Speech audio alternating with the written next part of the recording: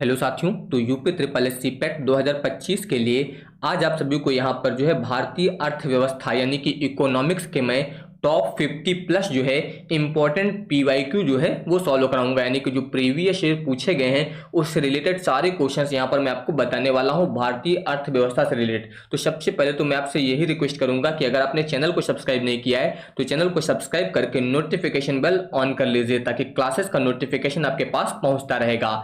तो यहां पर ध्यान दीजिए। देखिए, अगर मैं बात करूं इकोनॉमिक्स की यानी कि अर्थशास्त्र की, तो इसमें जो भी क्वेश्चन आएंगे वो ज्यादातर रिलेटेड होते हैं यहां पर करंट से ही।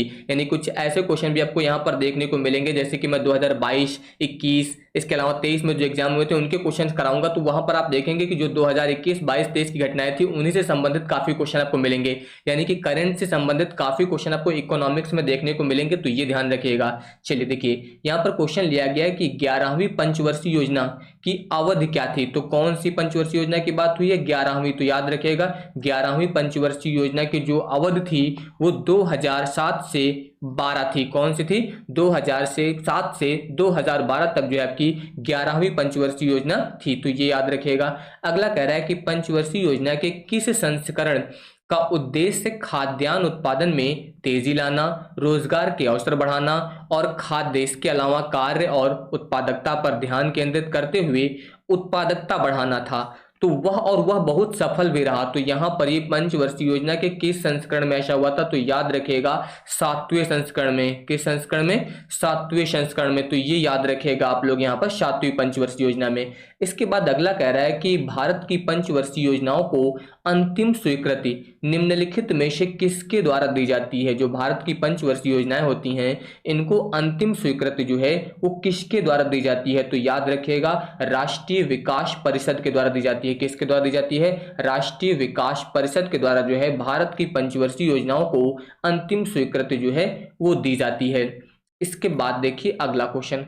अगला यहां पर कह रहा है कि भारत की तीसरी पंचवर्षीय योजना के किस संस्करण को गॉडगिल योजना के नाम से भी जाना जाता है? तो याद रखिएगा यहाँ पर किस संस्करण को पूछ रहा है? गॉडगिल योजना। तो याद रखिएगा तीसरे संस्करण को। भारत की तीसरी पंचवर्षीय योजना के जो है किस संस्करण पूछ रहा है? तो तीसरे संस्करण को जो है गॉडगिल योजना के नाम से भी जाना जाता है। देखिए, मैंने यहाँ पर जितने भी क्वेश्चन लिए हैं टॉप मोस्ट इंपॉर्टेंट है यानी कि रिपीटेड है, ये ध्यान रखिएगा। तो इनको आपको एक एक करके तैयार करना है सभी को, ठीक है। मैंने पूरी प्लेलिस्ट बना दी है। इसी तरह से आपको सभी सब्जेक्ट के पीवाईक्यू की पूरी कंप्लीट सीरीज जो है वो मिलेगी। तो अगर आप चाहें तो उसके लिए आप डिस्क्रिप्शन ओपन कर लीजिएगा, पूरी प्लेलिस्ट का लिंक भी आपको वहां पर मिल जाएगा एक साथ, ठीक है। बाकी जो करंट से रिलेटेड क्वेश्चन मिलेंगे वो मैं आपको समझाऊंगा कि किस तरीके से जो है यहाँ पर करंट से रिलेटेड क्वेश्चन इसमें आते हैं। अगला कह रहा है कि किस संस्थान ने India's booming gig and platform economy शीर्षक से एक रिपोर्ट जारी की है। अब ये करंट का ही क्वेश्चन था उस समय। देखिए ये क्वेश्चन कब आया है आपका? ये 2022 में आया है। और ये जो यहाँ पर बात हुई है India's booming gig and platform economy की, ये कब की घटना है? ये 27 जून 2022 को जो है नीति आयोग के द्वारा जो है ये रिपोर्ट जारी की गई थी। किसके द्वारा? नीति आयोग। तो यहाँ पर देख सकते हैं ये विकल्प नंबर डी दिया गया है, नीति आयोग। और किस दिन अगर मैं बात करूं तो ये आपका 27 जून 2022। तो यहां पर 27 जून 2022 को जो है नीति आयोग ने आपके India's booming gig and platform economic शीर्षक से जो है यहां पर रिपोर्ट जारी की थी। तो ये याद रखिएगा यहां पर, ठीक है। इसके बाद अगला कह रहा है कि योजना आयोग के अंतिम उपाध्यक्ष थे। योजना आयोग की बात हो रही है और इसके अंतिम उपाध्यक्ष पूछ रहा है। तो याद रखिएगा श्री मोन्टेक सिंह अहलूवालिया, ये यहाँ पर जो है योजना आयोग के अंतिम उपाध्यक्ष थे, श्री मोन्टेक सिंह अहलूवालिया। तो ये याद रखेंगे आप लोग। अगला कह रहा है कि स्थिरता के साथ विकास के उद्देश्य से निम्नलिखित में से कौन सी पंचवर्षीय योजना शुरू की गई थी? तो याद रखिएगा यहाँ पर चौथी पंचवर्षीय योजना। चौथी पंचवर्षीय योजना जो थी ये स्थिरता के साथ विकास इस उद्देश्य से यहाँ पर जो है शुरू की गई थी। तो ये याद रखिएगा चौथी पंचवर्षीय योजना जो है स्थिरता के साथ विकास इस उद्देश्य के साथ जो है शुरू की गई थी। अगला कह रहा है कि निम्नलिखित में से किसे भारत में हरित क्रांति के जनक के रूप में जाना जाता है? टॉप मोस्ट इंपॉर्टेंट क्वेश्चन है, बहुत पूछा जाता है यहाँ पर। हरित क्रांति के जनक के रूप में बिल्कुल रटा हुआ होना चाहिए आपको।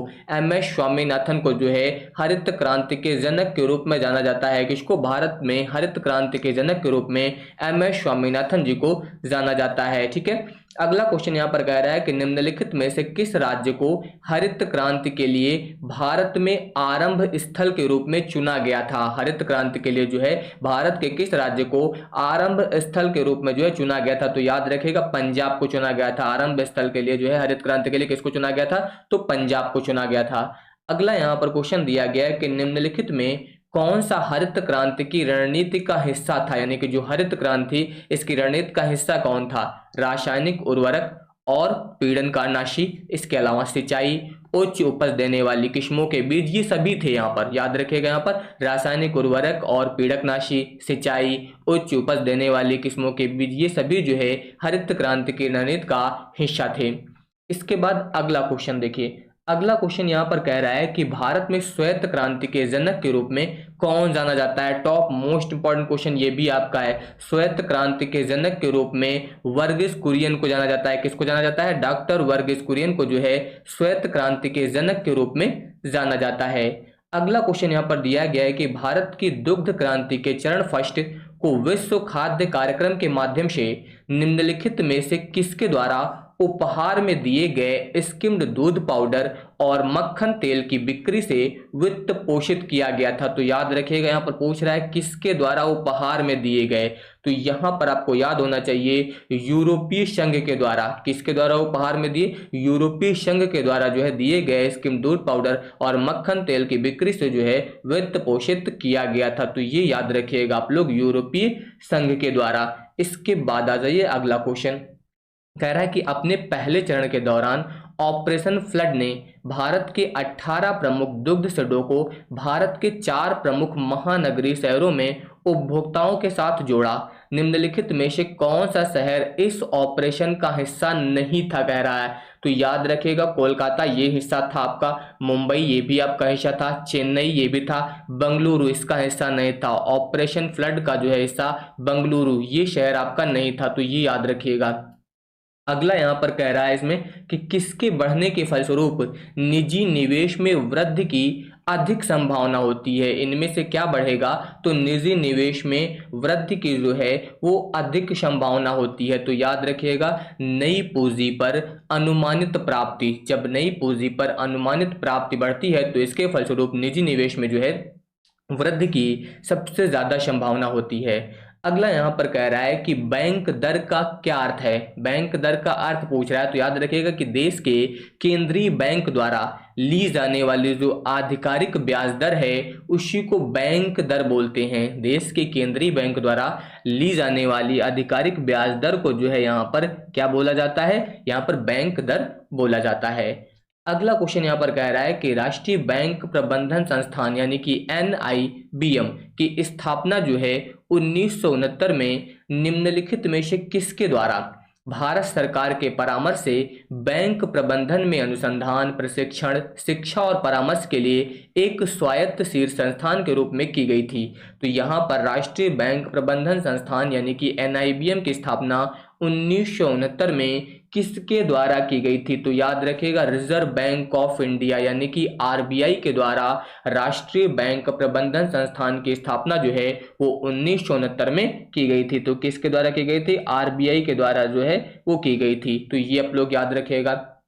अगला कह रहा है कि बैंकों के राष्ट्रीयकरण के प्रथम चरण के दौरान किस बैंक का राष्ट्रीयकरण जो है नहीं किया गया था? तो याद रखिएगा यहाँ पर किसकी बात हुई है? प्रथम चरण की। तो प्रथम चरण में जो है 14 बैंकों का राष्ट्रीयकरण किया गया था। कितनी बैंकों का राष्ट्रीयकरण किया गया था?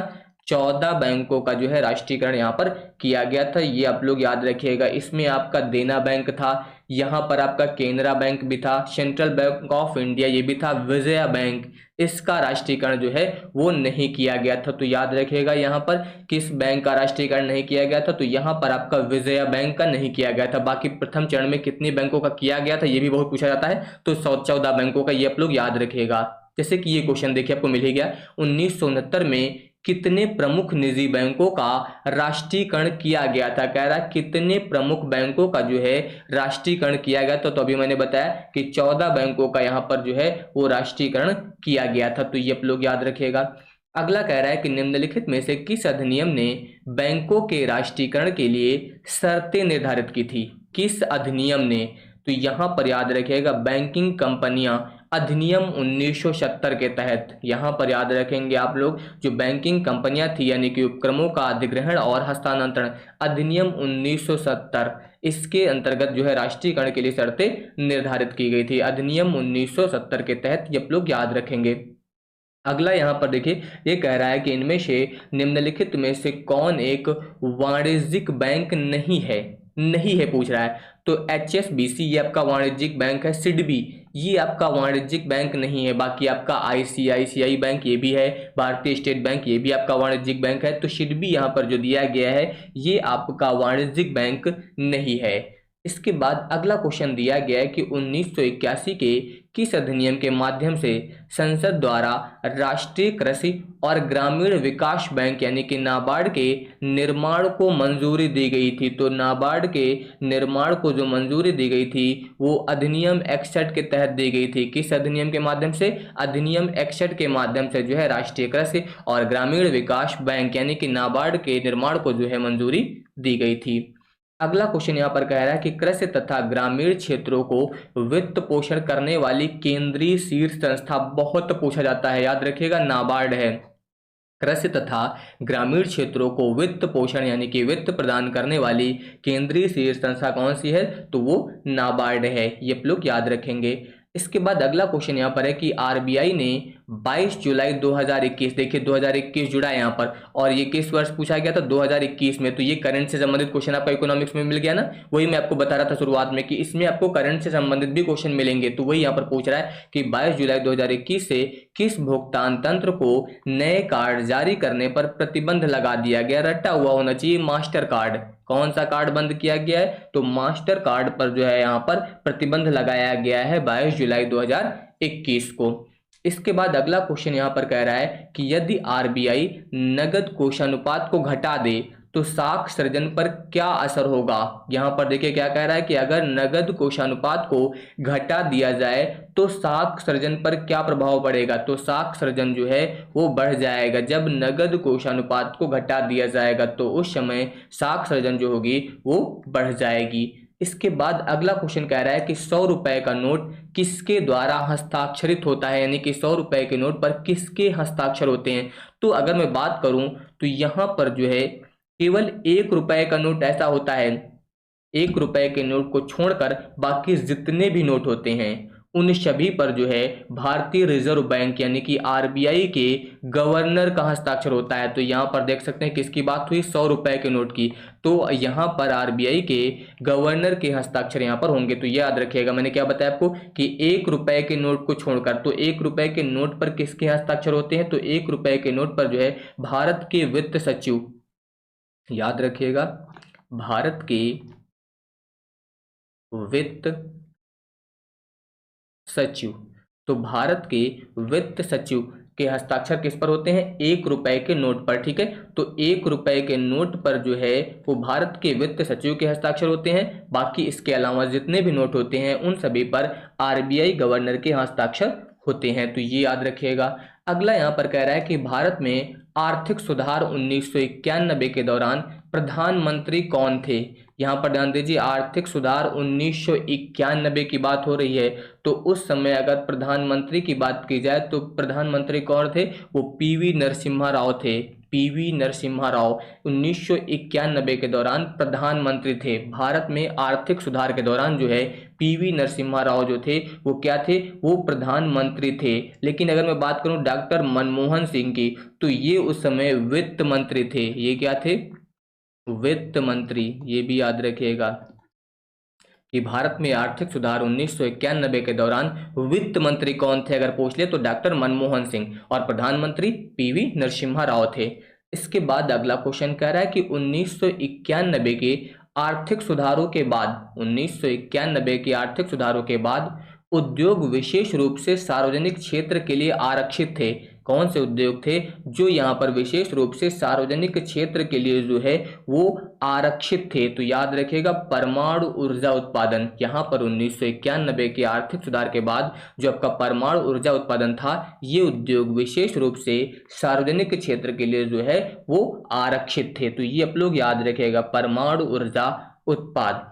इसके बाद आ जाइए अगले क्वेश्चन पर।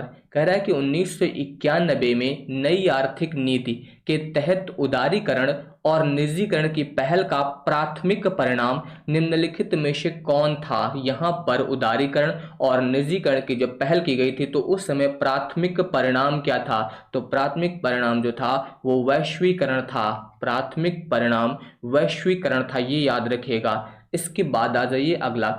1991 के आर्थिक सुधारों के द्वारा निम्न में से किस समस्या की ओर जो है वो ध्यान दिया गया? याद रखिएगा 1991 के आर्थिक सुधारों के द्वारा जो है किस समस्या की ओर ध्यान दिया गया? यहाँ पर पूछ रहा है आर्थिक नीति की असफलता की ओर, विदेशी मुद्रा भंडार में संकट, भारतीय रुपए का मूल्य ह्रास, ये सभी। तो इन सभी पर ध्यान दिया गया था। यहाँ पर याद रखिएगा 1991 के आर्थिक सुधारों के द्वारा जो है आर्थिक नीति की असफलता, विदेशी मुद्रा भंडार में संकट और भारतीय रुपए का मूल्य ह्रास, इन सभी समस्याओं पर जो है ध्यान दिया गया था। अगला यहाँ पर कह रहा है कि निम्नलिखित में से कौन सा 1991 में नई आर्थिक नीति के तहत संरचनात्मक समायोजन कार्यक्रमों का हिस्सा नहीं था? किसकी बात हुई है? संरचनात्मक समायोजन कार्यक्रमों का हिस्सा नहीं था। औद्योगिक सुधार, कर सुधार, भुगतान संतुलन का समायोजन। याद रखिएगा भुगतान संतुलन का समायोजन, ये जो है यहाँ पर आर्थिक नीति के तहत संरचनात्मक समायोजन कार्यक्रमों का हिस्सा जो है वो नहीं था। तो ये याद रखिएगा भुगतान संतुलन का समायोजन। अगला यहाँ पर कह रहा है कि नई आर्थिक नीति को सामान्यतः विकास के मॉडल के रूप में जाना जाता है। यहाँ पर जो है जो नई आर्थिक नीति है सामान्यतः इसको इनमें से किसके विकास के मॉडल के रूप में जाना जाता है? तो याद रखिएगा एलपीजी, इसके एलपीजी मॉडल के रूप में भी जाना जाता है। तो ये आप लोग याद रखिएगा। इसके बाद अगला क्वेश्चन दिया गया है कि निम्नलिखित में से कौन सा क्षेत्र भारत का सबसे बड़ा नियोक्ता है? कौन सा क्षेत्र जो है इसमें से भारत का सबसे बड़ा नियोक्ता है? तो आपका प्राथमिक क्षेत्र, प्राथमिक क्षेत्र जो है वो भारत का सबसे बड़ा नियोक्ता है। प्राथमिक क्षेत्र बिल्कुल रटा हुआ होना चाहिए क्वेश्चन आपको। अगला कह रहा है कि किसी भी विकासशील अर्थव्यवस्था के प्रारंभिक चरणों में अधिकांश गतिविधियां जो है वो क्षेत्र से संबंधित होती हैं। किसी भी विकासशील जो अर्थव्यवस्था होती है इसके जो प्रारंभिक चरण है इसमें अधिकांश गतिविधियां होती हैं वो किससे संबंधित होती हैं? प्राथमिक क्षेत्र से संबंधित होती हैं। किस क्षेत्र से संबंधित होती हैं? प्राथमिक क्षेत्र से संबंधित होती हैं।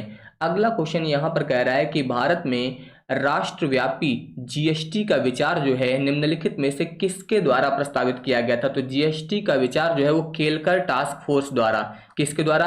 केलकर टास्क फोर्स के द्वारा जो है जीएसटी का विचार जो है यहाँ पर प्रस्तावित किया गया था। तो ये आप लोग इसके बारे में याद रखिएगा। अगला यहाँ पर कह रहा है कि जीएसटी की कौन सी प्रमुख विशेषता क्रेडिट के निर्बाध प्रवाह की अनुमति देती है और अंतिम उपभोक्ता पर कर के बोझ को कम करती है? तो याद रखिएगा गंतव्य आधारित कर। कौन सा कर? गंतव्य आधारित कर। ये कर जो होता है ये यहाँ पर क्रेडिट के निर्बाध प्रवाह की अनुमति देती है और अंतिम उपभोक्ता पर कर के बोझ को भी कम करती है। तो ये याद रखिएगा गंतव्य आधारित कर। अगला यहाँ पर कह रहा है कि इनमें से किस प्रकार की अर्थव्यवस्था में संसाधनों पर निजी अधिकार होते हैं और आर्थिक गतिविधियों का मुख्य उद्देश्य लाभ अर्जित करना होता है? ये तो अब सभी को पता ही होना चाहिए। पूंजीवादी अर्थव्यवस्था में, कौन सी अर्थव्यवस्था में? पूंजी अर्थवादी व्यवस्था में जो है संसाधनों पर निजी अधिकार होते हैं और आर्थिक गतिविधियों का मुख्य उद्देश्य जो होता है वो लाभ अर्जित करना होता है। अगला यहाँ पर कह रहा है कि निम्नलिखित में से कौन भारतीय आर्थिक नियोजक के जनक थे? भारतीय आर्थिक नियोजन के जनक। तो याद रखिएगा कौन है? एम विश्वेश्वरैया। कौन है यहाँ पर? एम विश्वेश्वरैया। ये जो है भारतीय आर्थिक नियोजन के जनक थे। इसके बाद अगला क्वेश्चन यहाँ पर कह रहा है कि भारत में एशिया का पहला निर्यात प्रसंस्करण क्षेत्र यानी कि ईपीजेड कहाँ स्थापित किया गया था? किसकी बात हुई है? भारत में एशिया का पहला निर्यात प्रसंस्करण क्षेत्र की बात हुई है। ये जो है कहाँ पर स्थापित किया गया है? कांडला गुजरात में स्थापित किया गया था। कहाँ पर स्थापित किया गया था? कांडला गुजरात में स्थापित किया गया था। इसके बाद अगला कह रहा है कि कौन सी राज्य सरकार ने मुख्यमंत्री दलित सशक्तिकरण योजना को लागू किया था। यहाँ पर जो है कौन सी राज्य सरकार ने मुख्यमंत्री दलित सशक्तिकरण योजना को लागू किया था, तो ये लागू किया था तेलंगाना मुख्यमंत्री द्वारा। किसने लागू किया था, कौन सी राज्य सरकार ने, तो तेलंगाना राज्य सरकार ने जो है मुख्यमंत्री दलित सशक्तिकरण योजना को लागू किया था। तो ये आप लोग याद रखिएगा।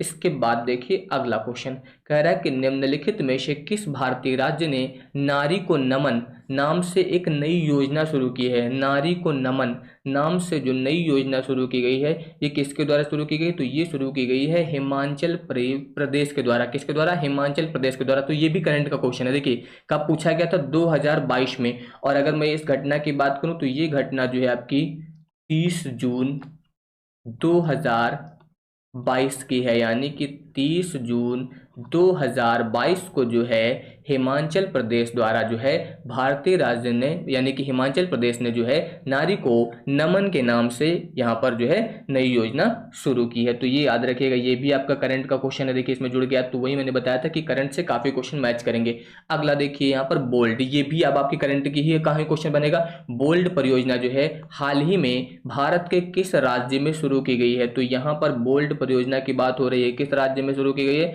तो ये राजस्थान राज्य में शुरू की गई है। तो ये क्वेश्चन कब का है आपका, 2021 का। और ये योजना जो शुरू की गई है, ये कब शुरू की गई है, 4 जुलाई 2021 को। यहाँ पर जो है 4 जुलाई 2021 को जो है राजस्थान के द्वारा बोल्ड परियोजना जो है वो यहाँ पर शुरू की गई है। तो ये भी आपका करंट का ही क्वेश्चन इसमें मैच हुआ। इसके बाद अगला देखिए, अगला यहाँ पर कह रहा है इनमें से कि निम्नलिखित में से कौन सी राज्य सरकार सिंगल एंट्री मल्टीपल एग्जिट, ध्यान दीजिए क्या बताया गया, सिंगल एंट्री मल्टीपल एग्जिट के विचार पर जो है एक एजुकेशन टाउनशिप बनाने की योजना बना रही है। तो ये यहाँ पर जो है उत्तर प्रदेश बना रही है। कौन बना रहा है यहाँ पर, ये योजना जो है उत्तर प्रदेश बना रही है, सिंगल एंट्री मल्टीपल एग्जिट। ठीक है, तो ये लोग याद रखिएगा, एजुकेशन टाउनशिप बनाने की योजना किसके द्वारा बनाई जा रही है, उत्तर प्रदेश के द्वारा बनाई जा रही है। तो भारत का राष्ट्रीय आय का आकलन करने वाली संस्था, अब देखिए ये जो क्वेश्चन पूछा गया है, अब अगर इस समय की बात करें हम लोग वर्तमान की, तो वर्तमान के अनुसार आपका जो है इस क्वेश्चन में विकल्प ही नहीं दिया गया है। तो भारत के राष्ट्रीय आय का जो आकलन है वो वर्तमान में किसके द्वारा किया जा रहा है, वर्तमान में जो है राष्ट्रीय सांख्यिकी कार्यालय, याद रखिएगा राष्ट्रीय सांख्यिकी कार्यालय। तो राष्ट्रीय सांख्यिकी कार्यालय द्वारा वर्तमान में जो है भारत की राष्ट्रीय आय का आकलन किया जा रहा है। लेकिन यहाँ पर इसमें कहीं पर भी जो है राष्ट्रीय सांख्यिकी कार्यालय नहीं दिया गया। आप देख सकते हैं राष्ट्रीय सांख्यिकी कार्यालय नहीं दिया गया। तो अगर पहले की बात की जाए तो पूर्व में जो है केंद्रीय सांख्यिकी संगठन द्वारा जो है भारत की राष्ट्रीय आय का आकलन किया जाता था। तो ये याद रखिएगा, भारत की राष्ट्रीय आय का आकलन करने वाली संस्था पहले जो थी वो केंद्रीय सांख्यिकी संगठन थी। लेकिन अब अगर हम लोग बात करें तो वर्तमान में जो है राष्ट्रीय सांख्यिकी कार्यालय के द्वारा जो है भारत की राष्ट्रीय आय का आकलन किया जाता है। तो ये आप सभी लोग याद रखिएगा यहाँ पर। ठीक है, इसके बाद देखिए अगला, सेवा क्षेत्र का दूसरा नाम क्या है। जो सेवा क्षेत्र होता है इसका दूसरा नाम क्या है, तो सेवा क्षेत्र जो है ये आपका तृतीय क्षेत्र कहलाता है। सेवा क्षेत्र जो है आपका ये तृतीय क्षेत्र के अंतर्गत आता है। इसके बाद अगला कह रहा है यहाँ पर कि गन्ने के उचित एवं लाभकारी मूल्य को कौन मंजूरी देता है। जो गन्ना है इसके उचित एवं लाभकारी मूल्य को जो है कौन यहाँ पर जो है मंजूरी देता है। तो याद रखिएगा आर्थिक मामलों की कैबिनेट समिति, जो आर्थिक मामलों की कैबिनेट समिति होती है यही यहाँ पर गन्ने के उचित लाभकारी मूल्य को जो है मंजूरी देती है। तो ये याद रखिएगा, इसका विकल्प नंबर सी आपका सही होगा, आर्थिक मामलों की कैबिनेट समिति। इसके बाद आ जाइए अगले क्वेश्चन पर। अगला क्वेश्चन कह रहा है कि हॉलमार्क लोगो का उपयोग निम्न में से किसके लिए होता है। जो हॉलमार्क होता है, लोगो, हॉलमार्क क्या है आपका, एक प्रकार का लोगो होता है। तो ठीक है, लोगो का उपयोग किसके लिए होता है, तो आप सभी लोग जानते हैं लोगो जो है आप लोग जब जेवर खरीदने जाते हैं तो वहां पर आप लोग हॉलमार्क चेक करते हैं, सभी को पता है। तो हॉलमार्क जो लोगो है इसका उपयोग किसके लिए किया जाता है, जेवर के लिए किया जाता है। इसके बाद आ जाइए अगले क्वेश्चन पर। अगला क्वेश्चन कह रहा है कि कोई भी कंपनी एक सरकारी कंपनी है यदि उसमें कम से कम प्रदत्त पूंजी सरकार के अधिकार में होती है, यानी कि कोई भी कंपनी सरकारी कंपनी कब कहलाती है, जब यहाँ पर सरकार का प्रतिशत जो होता है वो 51% होता है। तो ये याद रखिएगा, अगर यहाँ पर जो है कम से कम, उसमें सरकार की कंपनी कब कहलाएगी, जब उसमें कम से कम 51% प्रदत्त पूंजी जो है वो सरकार के अधिकार में होती है, तब उसे सरकारी कंपनी बोला जाता है। अगला आ जाइए, अगला यहाँ पर है कि डाक कर्मयोगी पोर्टल का क्या उद्देश्य है। डाक कर्मयोगी पोर्टल के उद्देश्य के बारे में पूछा जा रहा है। तो डाक कर्मयोगी पोर्टल का उद्देश्य जो है लगभग 4 लाख ग्रामीण डाक सेवकों की क्षमताओं में वृद्धि करना है। याद रखिएगा, डाक कर्मयोगी पोर्टल का क्या उद्देश्य है, लगभग 4 लाख ग्रामीण डाक सेवकों की क्षमताओं में वृद्धि। अगला क्वेश्चन यहाँ पर दिया गया है कि निम्नलिखित में से किसमें व्यक्तियों या व्यक्ति के समूह के स्वामित्व वाले व्यवसाय शामिल होते हैं। कौन सा ऐसा है जिसमें व्यक्तियों या फिर व्यक्ति के समूह के स्वामित्व वाले जो है वो व्यवसाय शामिल होते हैं। तो वो आपका होता है निजी क्षेत्र। निजी क्षेत्र में जो है व्यक्तियों और व्यक्ति के समूह स्वामित्व वाले यहाँ पर जो है वो व्यवसाय शामिल होते हैं। इसके बाद आ जाइए, अगला कह रहा है कि निम्नलिखित में से कौन सी डिपॉजिटरी संस्थान का एक प्रकार नहीं है। यहाँ पर कह रहा है कि डिपॉजिटरी संस्थान का एक प्रकार नहीं है। तो याद रखिएगा, यहाँ पर आपका ऋण संघ हो गया, वाणिज्यिक बैंक हो गया, क्रेडिट कोऑपरेटिव सोसाइटी हो गई, ये सभी डिपॉजिटरी संस्थान है। लेकिन नाबार्ड जो है आपका, ये डिपॉजिटरी संस्थान का एक प्रकार नहीं है। ये याद रखिएगा, यहाँ पर ये इसका प्रकार नहीं है यहाँ पर। इसके बाद अगला क्वेश्चन कह रहा है कि बीमा विनियामक एवं विकास प्राधिकरण का मुख्यालय कहाँ स्थित है। किसकी बात हुई है, बीमा विनियामक एवं विकास प्राधिकरण का मुख्यालय पूछा गया है। तो कहाँ स्थित है इसका मुख्यालय, इसका मुख्यालय हैदराबाद में स्थित है। कहाँ स्थित है, हैदराबाद में जो है यहाँ पर बीमा विनियामक एवं विकास प्राधिकरण का मुख्यालय स्थित है। अगला क्वेश्चन यहाँ पर कह रहा है कि हरित लेखांकन यानी कि ग्रीन अकाउंटिंग का अर्थ है। यहाँ पर ग्रीन अकाउंटिंग का अर्थ पूछ रहा है देश के वन क्षेत्र का विनाश, प्रदूषण एवं पर्यावरण की हानि, देश के कुल वन क्षेत्र, इनमें से कोई नहीं। तो याद रखिएगा, देश के कुल जो वन क्षेत्र हैं इन्हें यहाँ पर जो है इनके आकलन को ध्यान में रखते हुए देश की राष्ट्रीय आय का मापन किया जाता है। क्या कह रहा था कि हरित लेखांकन यानी कि ग्रीन अकाउंटिंग का अर्थ है कि आकलन को ध्यान में रखते हुए देश की राष्ट्रीय आय का मापन। तो देश की कुल वन जो क्षेत्र हैं इसका आकलन जो है ध्यान में रखते हुए देश की राष्ट्रीय आय का मापन जो है वो किया जाता है। तो ये आप लोग याद रखिएगा। अगला क्वेश्चन है कि कौन सी भारतीय दूरसंचार कंपनी विश्व की 5वीं सबसे मजबूत ब्रांड है। याद रखिएगा, पूरे विश्व की 5वीं सबसे मजबूत ब्रांड किसमें बात हुई है, भारतीय दूरसंचार कंपनी की बात हुई है। तो ये आपका है रिलायंस जियो। आप सभी को पता होना चाहिए, रिलायंस जियो ये भारतीय दूरसंचार की विश्व की 5वीं सबसे मजबूत ब्रांड है। ठीक है, ये कब का क्वेश्चन है, 2021 का। उस समय के अनुसार यहाँ पर ये आंसर आपका आएगा। ठीक है, अब इसके बाद देखिए, जैसे कि ये क्वेश्चन देखिए, ये भी आपका करंट से ही उस समय का पूछा गया था। तो क्या कह रहा था कि 2021-22 के दूसरे क्वार्टर यानी कि जुलाई से सितंबर के लिए सुकन्या समृद्धि खाते की ब्याज दर पूछ रहा है। किसकी पूछ रहा है, सुकन्या समृद्धि खाते की ब्याज दर। तो 2021-22 के समय जो है ये ब्याज दर जो थी वो 7.6% थी। कितनी थी, 7.6%। लेकिन अगर मैं इस समय करंट की बात करूं, 2025-26 अप्रैल से जून, अप्रैल से जून 2025 से 26 अप्रैल से जून जो होगी, इस समय यहाँ पर ये याद रखिएगा तिमाही की बात हो रही है यहाँ पर। ठीक है, तिमाही अप्रैल से जून, इसकी जो सुकन्या खाते की ब्याज दर है वो 8% है। तो मैंने क्या बताया, ये उस समय का क्वेश्चन था, करंट से पूछा गया था। तो उस समय तो आपको आंसर में 7.6 दिया गया था, लेकिन इस समय की अगर मैं बात करूं तो आपका कितना है, 8% है। तो ये याद रखिएगा, करंट बदल भी जाता है, तो ये आपको भी पता होना चाहिए। इसके बाद अगला क्वेश्चन कह रहा है कि अगले दशक में निम्नलिखित में से किस क्षेत्र में व्यापार को $100 बिलियन तक बढ़ाने के लिए भारत अमेरिका टास्क फोर्स की स्थापना की गई है।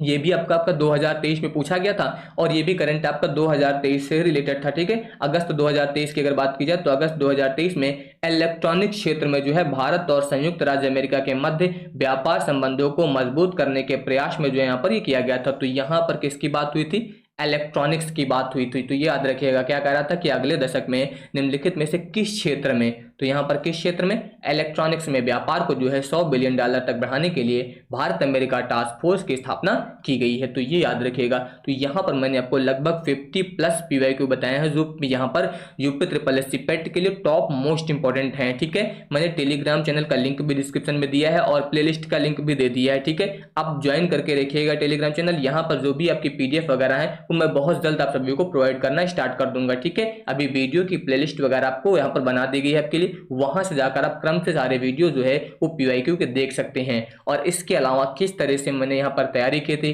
किस तरह से यहाँ पर मेरे 97% आए थे, इसका भी पूरा मैंने कंप्लीट वीडियो बना रखा है, तो उसको भी आप देख लीजिए ताकि आप लोगों की तैयारी में भी थोड़ी बहुत मदद हो सके। धन्यवाद।